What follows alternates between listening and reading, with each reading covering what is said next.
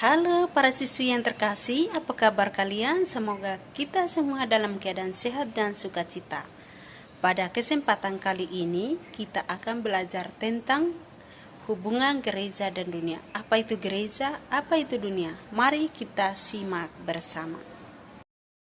Sebelum Konsili Vatikan kedua pada tahun 1962 sampai 1965, gereja berpandangan negatif pada dunia. Dunia itu tidak berharga, berbahaya, jahat, tidak termasuk lingkup keselamatan, bahkan merupakan halangan bagi manusia untuk mencapai keselamatan. Akan tetapi ketika Roncalli dipilih menjadi paus yang memilih nama Yohanes 23, kemudian mengumumkan diadakannya Konsili Vatikan kedua, gereja sungguh-sungguh membuka dirinya bagi dunia. Dunia dilihat jauh lebih positif. Hubungannya menjadi baik dan sopan karena gereja memiliki pandangan baru tentang penebaran manusia. Siswi-siswi yang terkasih, gereja mengajak kita untuk melihat pandangan baru tentang dunia dan gereja. Kita bisa melihat bahwa hubungan antara gereja dan dunia serta alasan mengapa harus bekerja antara keduanya. Pertama, dunia ditandai dengan usaha-usaha manusia dengan segala keterbatasan dan kelebihannya. Dunia diciptakan dan dipelihara oleh kasih karunia Allah sebagai pencipta. Kedua, dunia yang pernah jatuh menjadi budak dosa kini telah dibebaskan oleh Kristus Yesus yang telah disalibkan dan bangkit pula untuk menghancurkan kebebasan setan, sehingga agar dunia dapat disusun kembali secara rencana Allah, dapat mencapai kesempurnaan dalam Gaudium et Spes artikel 2. Pandangan baru tentang dunia dan manusia. Kata Santa Teresia, jangan biarkan setiap orang yang datang pada Anda pergi tanpa merasa lebih baik dan bahagia. Jadilah ungkapan hidup dari kebaikan Tuhan. Kebaikan dalam wajah Anda, kebaikan dalam mata Anda, kebaikan dalam senyum Anda. Pertama, gereja kini memahami dunia sebagai umat manusia dengan segala yang menyangkut hidupnya. Dunia telah ditebus oleh Kristus dengan wafat dan kebangkitannya. Kedua, manusia merupakan ciptaan yang memiliki akal budi, kehendak bebas dan hati nurani. Ketiganya menunjukkan bahwa manusia adalah citra Allah.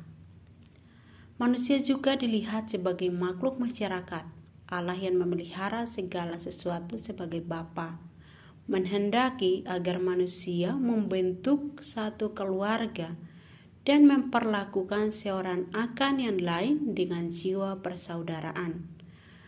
Gaudium et Spes artikel 24. Kristus sendiri berdoa agar semua menjadi satu seperti kita pun satu adanya. Dikutip dari Injil Yohanes bab 17 ayat 21 sampai 22.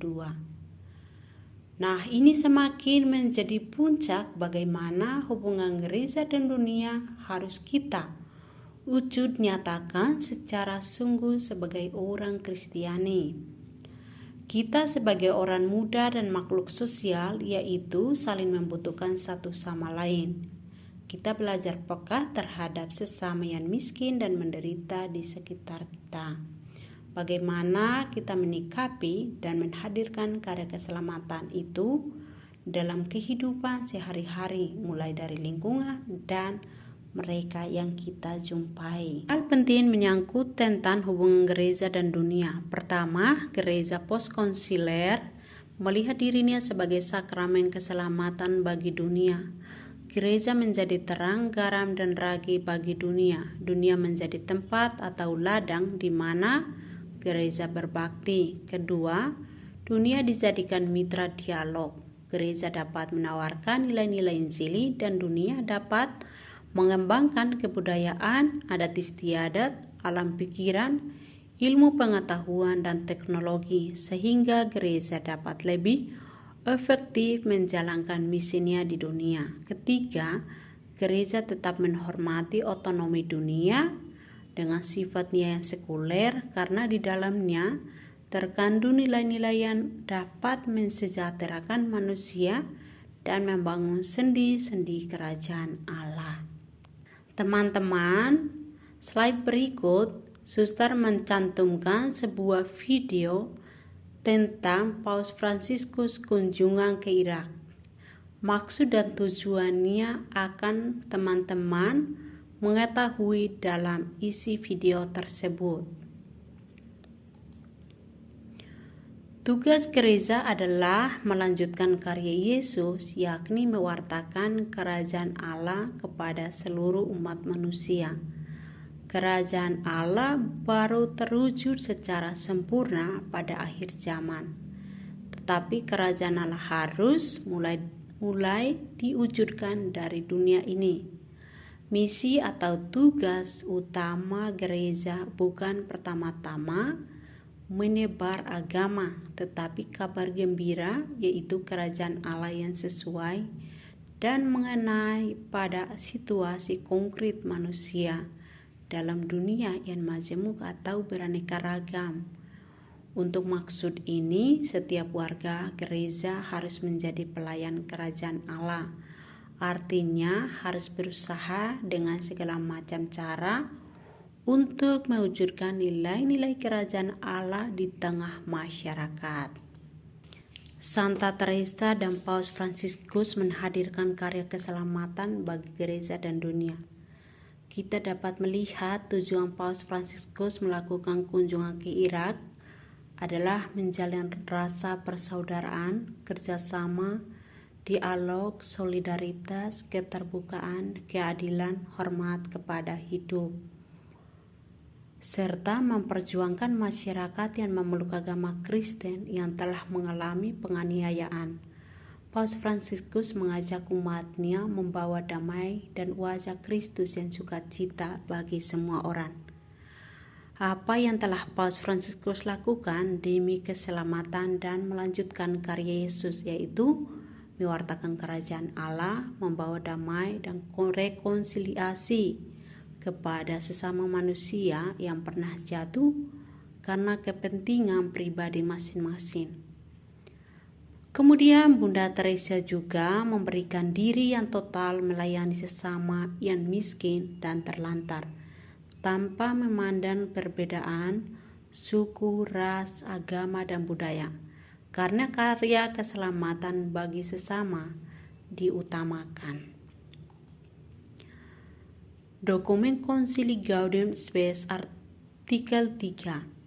Konsili Suci mengakui bahwa umat luhurlah panggilan manusia dan menyatakan bahwa suatu benih ilahi telah ditanam dalam artinya. Konsili menawarkan kepada umat manusia kerjasama gereja yang tulus untuk membangun persaudaraan semua orang yang menanggapi panggilan itu. Gereja tidak sedikit pun tergerak oleh ambisi duniawi, melainkan hanya satulah maksudnya, yakni dengan bimbingan Roh Penghibur melangsungkan karya Kristus sendiri yang datang ke dunia untuk memberikan kesaksian akan kebenaran. Pokok pembahasan. Pertama, para wali gereja menawarkan kepada umat manusia sebuah kerjasama gereja yang tulus, yakni untuk membangun persaudaraan bagi semua orang. Kedua, bimbingan Roh Penghibur melangsungkan karya Kristus sendiri yang datang ke dunia untuk memberi kesaksian akan kebenaran, untuk menyelamatkan, bukan untuk mengadili, untuk melayani dan bukan untuk dilayani.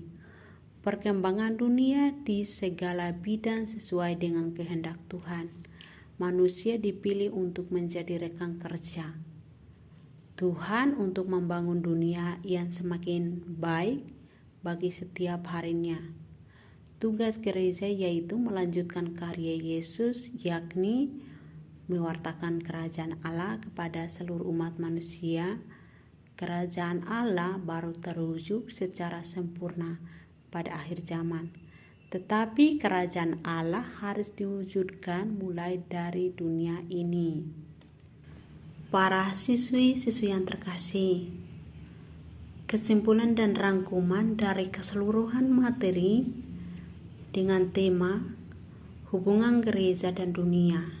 Pertama, tugas gereja adalah melanjutkan karya Kristus, yakni mewartakan kerajaan Allah kepada seluruh umat manusia. Kerajaan Allah baru terwujud secara sempurna pada akhir zaman, tetapi kerajaan Allah harus diwujudkan mulai dari kehidupan sehari-hari bersama sesama di sekitar kita. Kedua, menjadi pelayan kerajaan Allah berarti berusaha dengan segala cara ke arah terwujudnya nilai-nilai kerajaan Allah di tengah masyarakat. Kerjasama, dialog, solidaritas, keterbukaan, keadilan, hormat pada sesama, memperhatikan yang lemah, miskin, tertindas, dan tersingkirkan. Manusia diciptakan sebagai makhluk sosial, yaitu hidup bermasyarakat, saling tolong-menolong dan membutuhkan. Karena Allah yang memelihara segala sesuatu sebagai Bapa menghendaki agar semua manusia membentuk satu keluarga, memperlakukan seorang akan yang lain dengan jiwa persaudaraan. Yang berikut kita mengakhiri materi kita hari ini dengan lagu Jadikanlah Hatiku Istana Cintamu.